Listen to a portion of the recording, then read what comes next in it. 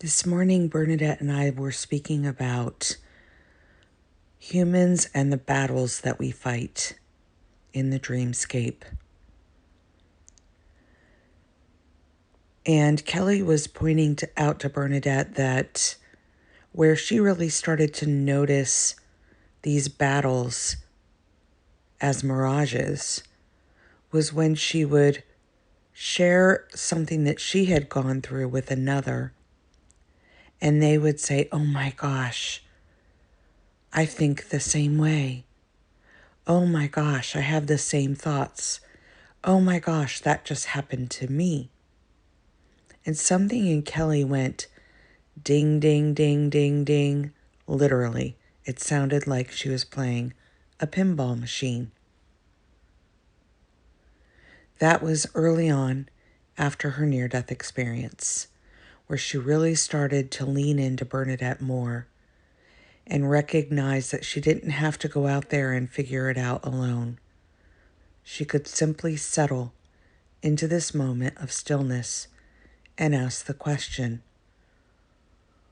why is this battle that we fight so repetitive and so many others have the same experience?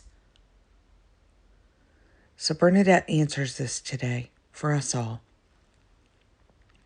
And you may not like the answer, but I do, because it comes back to the one thing that I appreciate more than anything else, and that is personal accountability. Now that pisses a lot of people off, because it means that in our stories, we have to get comfortable recognizing that our pain and suffering is always our own. It has nothing to do with a them or a that. Nothing. In fact, what Bernadette said when I asked about this morning is that the battle that we are fighting right now is one that's in the past, or it's one that has not happened. And just by being out of this now beauty that we are in truth, we create duality. You heard me. We create duality. Duality is the dreamscape. It is the entire essence of what the dreamscape is. So the question should be, are you remaining open enough to see that? To see that the battle that you're fighting right now is one in the past or the future? It has to be experiential. Otherwise, it just becomes another concept, another dangled carrot being followed back into the mirage. So how to really allow this to deepen? You've got to be willing to notice that every single thought is a memory or a vision. Neither is now, as now has zero duality. Yet we are not naive to realize that those dualistic twins are dancing here in the dreamscape. They're meant to do this. They're meant to show us where memory is showing us via past and vision is showing to us via future. They're a silent alarm clock saying you are not in the now. Notice that as soon as you see the memory or the vision, it is done, and discomfort is the only thing there. The energy of it, however, remains, that discomfort, and may present as a subtle sadness or an anxiety-filled expression, and that is, in fact, the invitation calling us back home. That depressed, anxious stuff is, in essence, a fantastic gift, but only if there's a willingness to heed the call. In truth, it is over. Yet the mind is not comfortable with that, so it will storify that memory, that vision, It will build upon it. It will create a cast of characters to play it out. It will call it its own life story. It will embellish. The memory will get more and more grandiose, and the vision more elaborate. We have all had these experiences. An example of this would be when the mind reaches out into some apparent future and has a vision of someone doing us harm. And then later that exact scenario is playing out in the mind, and the mind gets to celebrate. It is so impersonal, it just assumes that we will be grateful for that experience that we invested in through imagination. The human may actually relish in it and say in internal dialogue, "See, I knew that was going to happen." And it feels so absolutely vindicated. It feels psychic. It feels intuitively aligned. But it has just eaten the carrot and moved back into the mirage. So what does this mean? It means that you're looping in an illusion. It means that you are creating these various sabotages appearing in your dreamscape, but you're blaming them on everyone but the one responsible. And these illusions can never absolutely be proven as true. They now become the new next memory. And this may feel terrifying at first, but it is absolutely intending to be the invitation back to liberation. It's not there to terrify you. It's there to call you home. So let's use a common child's game as an example here. The first time Bernadette and I discussed this game, she thought it was so absolutely telling of what we do in the human experience. So here in the United States, at least when I was little, we played a game called Chinese Whispers.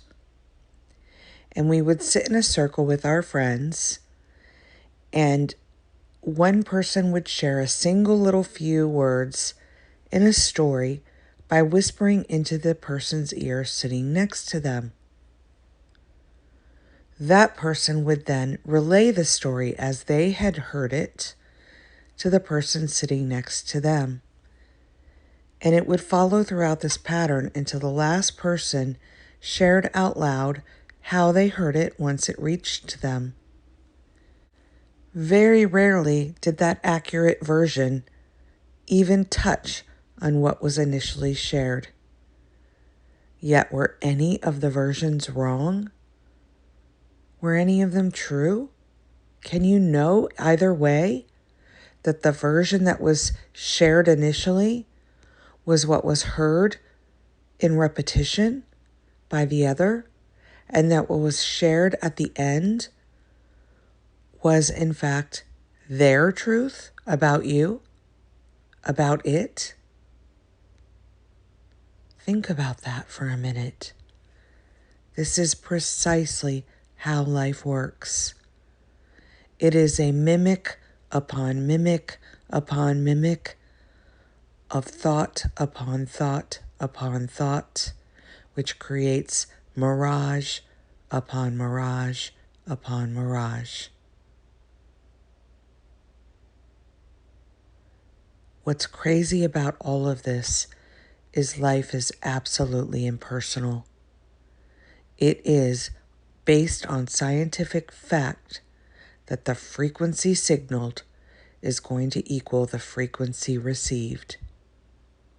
And you, the seeming one receiving the signal, are actually the seeming one emitting it. It's all based on your human imagination. Life equals global consciousness data in plus processor processing. The mind interprets that, and the result is the illusion. and to be continuously inquiring from that point of view. Understanding this is where the awareness needs for us to be, inquiring on this next now. By not doing so, it is in essence allowing the mind to be the master, when in truth the mind is waiting for us to wake up and be the source of all that we truly are. We have said it time and time again. The mind is not here to harm us. It is completely impersonal, and you are it, and it is you. Befriend it, and all begins to discover what is truly going on here. That is powerful, and you are the superhero here. Find it, notice it, get comfortable with it, and then and only then will the mirage begin to portray what is true, which is heaven here on earth, without duality, without conjecture, without the internal battle, and without the dangling carrots.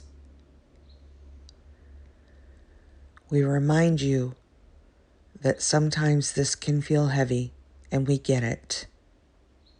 This is why Kelly says, if you feel ready and you feel confident enough that what you just listened to made some sense, but you still feel like you need a little support to walk through it and get all the clarity around it, this is probably a great time to do some soul work one-on-one with Kelly.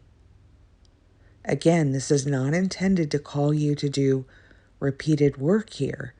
In fact, it shouldn't be repeated work here. The tool to unraveling this is as simple gets. The mind is overcomplicating it, and that's what Kelly can help you hone in on.